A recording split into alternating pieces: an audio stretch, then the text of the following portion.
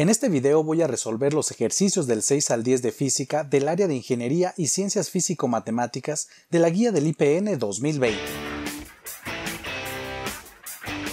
Un buzo para realizar un rescate submarino se tiene que sumergir a diferentes profundidades.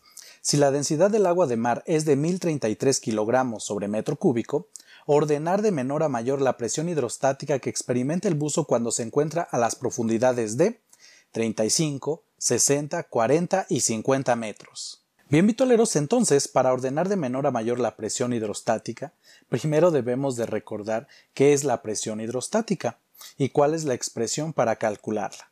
Entonces, si recordamos primero, para determinar la presión hidrostática, vamos a utilizar la siguiente expresión, que la voy a estar denotando como P subíndice H para referirme a la presión hidrostática, y esto va a ser igual a la densidad del fluido multiplicado por la aceleración gravitacional y también multiplicado por la altura o la profundidad a la cual se encuentre el objeto. ¿Sí? Entonces de esta manera pues vamos a determinar la presión hidrostática. Pero por otro lado, ¿qué es la presión hidrostática? Bueno, pues la presión hidrostática es la presión que ejerce un fluido sobre un objeto que se encuentre sumergido en él.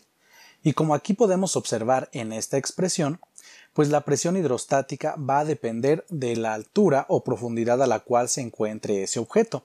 ¿Esto qué quiere decir? Bueno, que si tenemos, por ejemplo, algo como lo siguiente. Por ejemplo, aquí tenemos un recipiente que contiene algún líquido. Entonces, esta H me representa la profundidad a la cual quiero medir la presión hidrostática. Por ejemplo, puede ser en el fondo de ese recipiente o, por ejemplo, en un estado intermedio, pero esta profundidad es con respecto al nivel de referencia que tenemos en esta parte. ¿Sí? Esa es una parte importante. Ahora, ¿de qué más depende esta expresión? Pues aquí, si observamos, tenemos a la densidad del fluido, pero esa por lo general va a ser una cantidad constante. Bueno, con lo que vamos a estar trabajando, ¿sí? Por ejemplo, si aquí tenemos el agua, pues la densidad del agua la podemos considerar una constante. Aquí también tenemos esta otra cantidad que es la aceleración gravitacional y esta siempre va a tener un valor aproximado de 9.8 metros sobre segundo al cuadrado. Entonces esta de aquí también va a ser una constante. Y de hecho, pues estas dos cantidades que nos aparecen en esta expresión, la densidad y la aceleración, pues son constantes. Y de acuerdo a esto, pues lo que puede ir variando pues va a ser la altura, o bueno, como aquí les comento, la profundidad a la cual queremos medir la presión hidrostática. Por ejemplo, si dentro de este recipiente tenemos un objeto que se encuentre, por ejemplo, aquí, este va a sentir una presión debido a la columna de fluido que va a estar soportando en esa parte.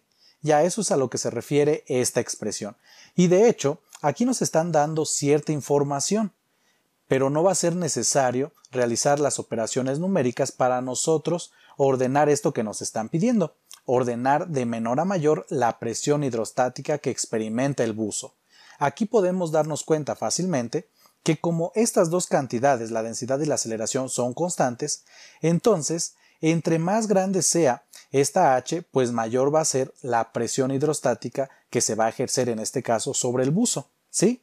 Y entre menor sea esta profundidad que es H, pues menor va a ser la presión hidrostática. Entonces, para ordenar esto que nos están pidiendo, basta con ordenar esta H, que es la profundidad, de menor a mayor. Y ya con eso pues vamos a tener ordenada la presión hidrostática de menor a mayor que siente este buzo.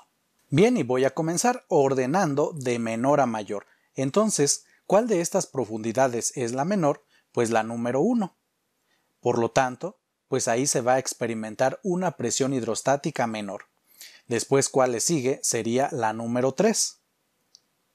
Después, continúa la número 4 y por último la número 2.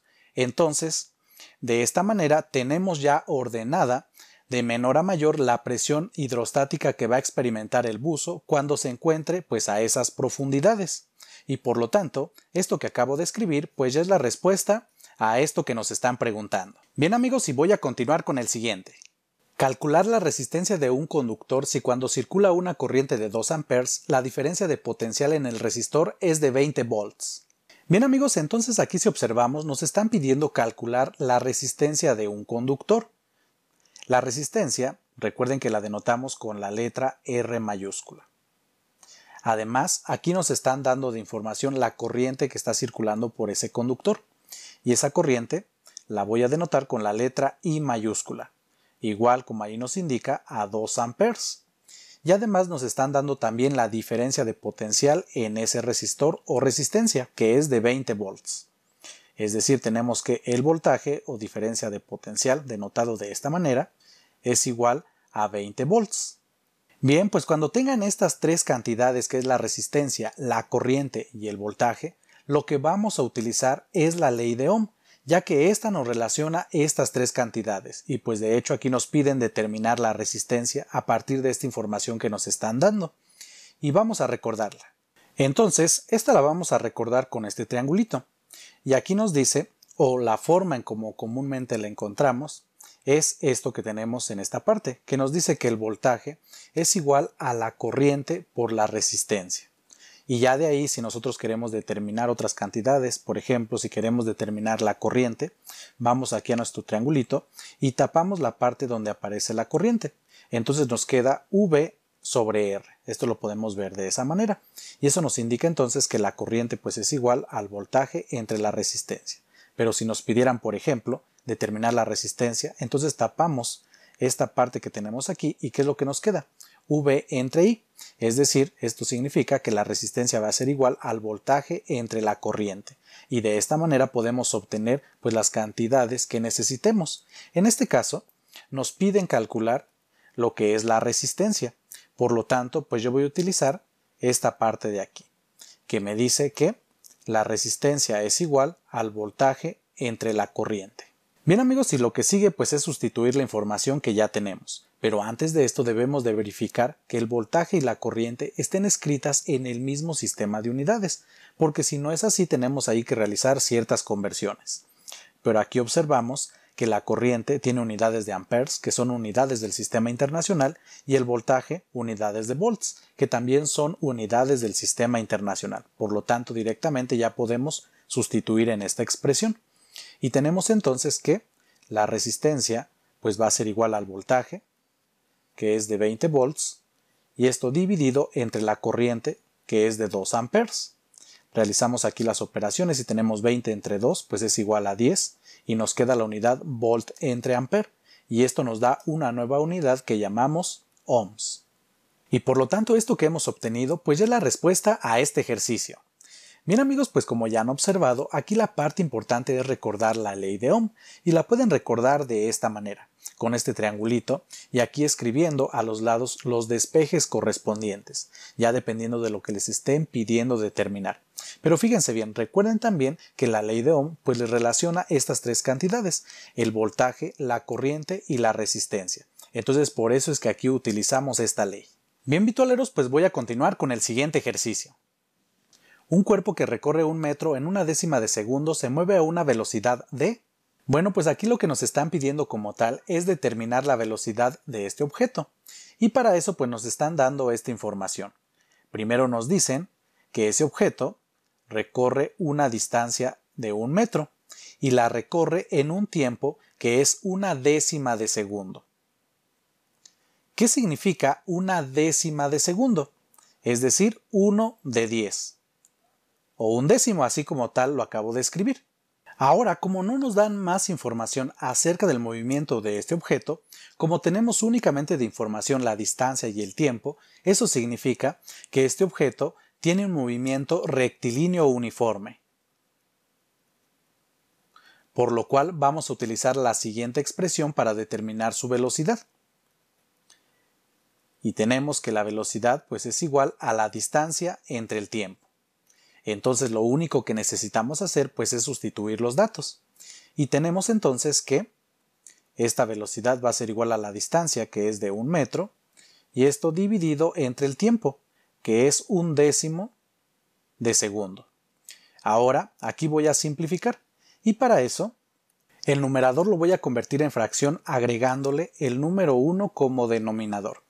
Y con esto tenemos entonces que la velocidad va a ser igual a la multiplicación de los extremos, que es 1 por 10, pues es igual a 10, entre la multiplicación de los términos del medio, que es 1 por 1, pues es igual a 1. Las unidades que nos quedan son metros sobre segundo. Y finalmente, simplificando, tenemos 10 entre 1, pues es igual a 10.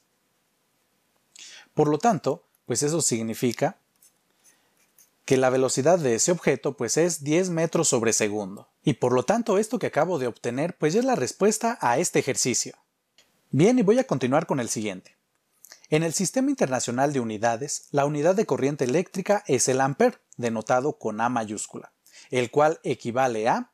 Bueno amigos, para determinar esto que nos están pidiendo, primero debemos de recordar cómo se define la corriente eléctrica.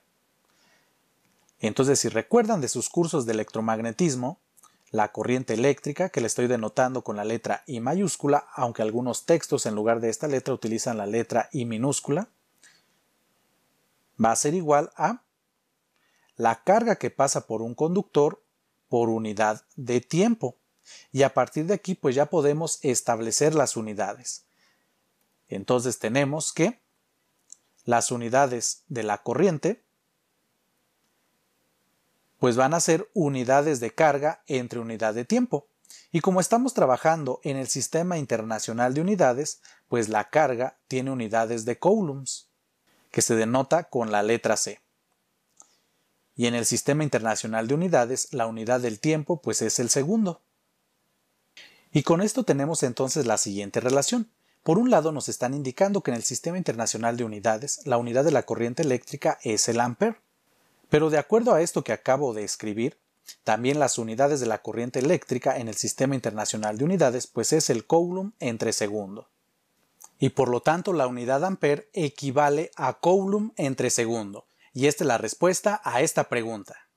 Bien amigos, pues aquí la parte importante es recordar cómo se define la corriente eléctrica. Y en base a esto pues ya nada más establecer las relaciones correspondientes. Relacionar las definiciones con su concepto correspondiente. Entonces en esta primera columna tenemos las definiciones y en la segunda los conceptos. Bueno, pues voy a comenzar. Y tenemos la primera definición, que nos dice la ley de Coulomb es aplicable a cargas de tipo, y acá tenemos estos conceptos que es negativa, Coulomb, estas unidades y puntual. Entonces aquí debemos de recordar qué es lo que nos dice la ley de Coulomb. Bueno, pues esta está establecida por medio de la siguiente expresión, que nos dice la fuerza electrostática entre cargas puntuales, que es igual a la constante multiplicado por la carga 1 por la carga 2 entre la distancia que la separa al cuadrado. Entonces recuerden aquí que las cargas pueden ser ambas positivas, ambas negativas o una positiva y otra negativa. Entonces no tenemos restricción en cuanto al signo de la carga, ¿sí? Pero aquí la parte importante es que esta es aplicable únicamente a cargas puntuales. Entonces esta es la parte principal de la ley de Coulomb escrita de esta manera. Por lo tanto, la definición 1 pues se va a relacionar con el concepto de. Ahora vamos con la segunda definición. Y aquí nos dice, las unidades de la permitividad en el Sistema Internacional de Unidades para cualquier medio presente entre cargas eléctricas son... Bueno, pues vamos a partir de nuevo de la ley de Coulomb, porque aquí tenemos justamente esta cantidad que es la permitividad. Pues bueno, hace un momento yo lo escribí de cierta manera, pero también esa expresión de la ley de Coulomb la podemos escribir de la siguiente manera, como el producto de las cargas, y esto dividido entre 4 veces pi epsilon 0, que es la permitividad que aquí nos están indicando, por la distancia al cuadrado. Entonces nosotros, a partir de esta expresión, podemos establecer las unidades de esta permitividad. Entonces primero la voy a despejar. ¿Cómo lo voy a despejar? Pues todo esto que tenemos aquí, como se encuentra en el denominador de esta fracción, pues va a pasar al otro lado multiplicando. Y así nos queda 4pi epsilon 0 por la distancia al cuadrado y por la fuerza eléctrica igual al producto de las cargas. Ahora recuerden que me interesa la permitividad. Entonces tenemos en el lado izquierdo la permitividad y todo lo demás que está pegado a esta cantidad pues la va a estar multiplicando, por lo tanto va a pasar al otro lado dividiendo. Y tenemos entonces esto dividido entre 4pi por el radio al cuadrado y por la fuerza eléctrica. Y con esto ya podemos establecer las unidades para la permitividad. Y tenemos entonces que las unidades son las siguientes. Y antes de continuar aquí quiero hacerle la siguiente observación. Aquí yo escribí epsilon 0 y eso se refiere a la permitividad en el vacío. Pero aquí nos están indicando que para cualquier medio presente. Entonces, pues de hecho esto también se va a cumplir para cualquier medio. Porque en lugar de escribir epsilon 0, pues ya vamos a escribir la permitividad del medio en el que estén trabajando. Y pues esto no va a cambiar, pero yo lo estoy realizando de esta manera. ¿Sí? Nada más aquí omitan por el momento que es en el vacío y esto nos representa pues cualquier permitividad. Porque aquí, como nos indican, para cualquier medio. Va a ser exactamente lo mismo. Bueno, entonces, ¿qué tenemos aquí? ¿Cuáles son las unidades de carga en el sistema internacional? Pues la unidad de la carga es el coulomb, que se representa con la letra C. Entonces aquí nos va a quedar coulomb por coulomb, pues nos va a quedar coulomb al cuadrado. ¿Entre qué nos queda en el denominador? 4pi, pues decimos que es adimensional, allí no tiene unidades. Después la fuerza en el sistema internacional tiene unidades de newtons. Y aquí tenemos la distancia. La distancia en el sistema internacional se mide en metros y como aquí está elevado al cuadrado, pues vamos a tener metros al cuadrado. Por lo tanto, estas van a ser las unidades de la permitividad en el sistema internacional de unidades. Y con esto tenemos entonces que la definición 2 está relacionada con el concepto C. Bien, y vamos con la siguiente definición.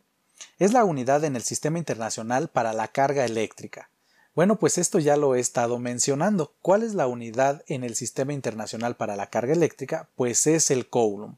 Por lo tanto, esta definición está relacionada con el concepto B. Y por último, nos dicen, en la definición número 4, el electrón tiene carga. Bueno, pues el electrón tiene carga negativa, que es el concepto que nos hace falta. Entonces, la definición 4 está relacionada con el concepto A. Y por lo tanto, esto que tenemos aquí, pues ya es la respuesta a esta pregunta. Bien amigos, pues como han observado, aquí la parte importante es recordar todas estas definiciones, sí que están relacionadas o todas tienen que ver con la ley de Coulomb.